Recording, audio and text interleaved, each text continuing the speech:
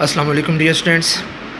आज हम chapter number 8 piece के ग्रामर पोर्शन का थर्ड पार्ट करने जा रहे हैं। पेज नंबर 97 है हमारा और जेरेंड फ्रेज इसमें हम डिस्कस करेंगे। सबसे पहले तो आपको पता होना चाहिए कि जेरेंड क्या है। जेरेंड जो है ये जब हम किसी भी नाउन के साथ उसकी आईएनजी वाली फॉर्म यानी कि वर्ब के साथ हम आईएनजी फॉर्म इस्तेमाल करते हैं, लेकिन उस वर्ब को आईएनजी लगा के वर्ब के तौर पर नहीं बल्कि नाउन के तौर पर इस्तेमाल करते हैं, तो इसको हम कहते हैं कि ये एक जेरेंड है। तो जेरेंड तो हो गया कि कोई भी वर्ब आईएनजी फॉर्म के साथ, लेकिन ये काम जो करेगा वो काम इसका होगा नाउन का। अब जेरेंड फ्रेज़ से क्या मुराद है? फ्रेज़ हम पीछे भी डिस्कस कर चुके हैं काफ़ी अल्फाज के साथ, एडजेक्टिव फ्रेज़ या एडवर्ब फ्रेज़। तो उसी तरह से बिल्कुल ये भी एक ग्रुप ऑफ वर्ड्स है, ऐसा ग्रुप ऑफ वर्ड्स जो जेरेंड का काम कर रहा होगा। The gerund phrase includes the gerund and the object of the gerund और any modifiers related to the gerund, कि या तो उसका ऑब्जेक्ट इसके साथ होगा या फिर कोई भी और मॉडिफायर होगा, कोई भी और ऐसा लफ्ज़ होगा जो इसे मॉडिफाई कर रहा हो। In the following example the gerund is bold and the gerund phrase is underlined. The student gathered signatures for increasing the hours of the library. अब इसमें जो बोल्ड है, इंक्रीजिंग, इंक्रीज जो है वो फर्स्ट फॉर्म ऑफ वर्ब, आगे ING लगा के इसकी पार्टिसिपल फॉर्म बनाई, लेकिन ये यहाँ काम नाउन का कर रहा है, वर्ब का नहीं कर रहा। तो इसके आगे द ऑज, ये जो है इसको मॉडिफाई कर रहा है कि ऑज को इंक्रीज़ करने के लिए। तो ये जो है ये हमारे पास जेरेंड फ्रेज़ है। उसके बाद है इन्फिनिटिव फ्रेज़। इन्फिनिटिव जो है ये हम पहले भी डिस्कस कर चुके हैं इन्फिनिटिव को। इन्फिनिटिव वर्ब जो है ये ऐसा वर्ब होता है कि जो टू के साथ इस्तेमाल होता है, यानी कि जिसकी बेसिक फॉर्म इस्तेमाल होती है।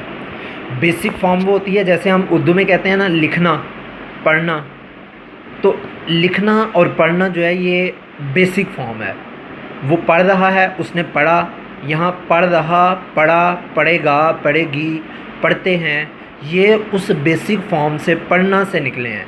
तो इसी तरह से हमारा जो ही वॉज रीडिंग, ये जो रीडिंग लफ्ज़ है ये टू रीड से निकला है। टू रीड जो है ये इसकी बेसिक फॉर्म है। तो इस बेसिक फॉर्म को जिसके साथ हम टू का यूज़ करते हैं, जब हमने किसी वर्ब को अकेले इस्तेमाल करना है, इसको किसी सेंटेंस में इस्तेमाल नहीं करना, तो हम इसको टू वाली फॉर्म के साथ लिखते हैं और इस टू वाली फॉर्म ऑफ वर्ब को हम इन्फिनिटिव वर्ब कहते हैं।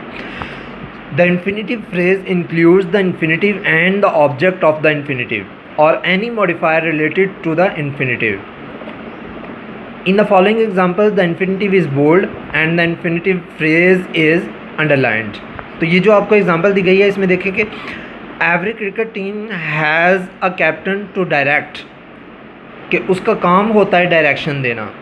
The other players, to direct तक जो है वो बात कंप्लीट हो सकती है, लेकिन आगे उसे मॉडिफाई करने के लिए बताया गया है द अदर प्लेयर्स, दूसरे प्लेयर्स को डायरेक्शन देना, दूसरे प्लेयर्स को हिदायत देना, ये उसकी मॉडिफिकेशन है। तो द अदर प्लेयर्स जो है ये मॉडिफायर है और यही आपका इन्फिनिटिव फ्रेज़ है। उसके बाद है prepositional phrase.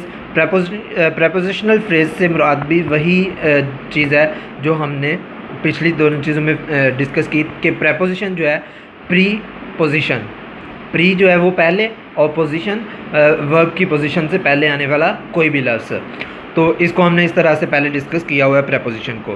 The prepositional phrase includes the preposition and the object of the preposition और any modifier related to the preposition. In the following example the preposition is bold and the prepositional phrase is underlined. Samara could hear her sister snoring across the room. यहाँ across जो है ये हमारे पास एक phrase preposition है और इसके साथ जो इसका मॉडिफायर है दैट इज़ द रूम, वो हमारे पास प्रेपोजिशनल फ्रेज़ है। तो इसके साथ ही हमारा आज का टॉपिक जो है ये कंप्लीट होता है और बुक 1 से, यानी कि आपकी ये जो स्टोरीज़ की बुक है, इसका आपका काम कंप्लीट होता है। सिलेबस आपका ख़त्म हुआ फर्स्ट टर्म का।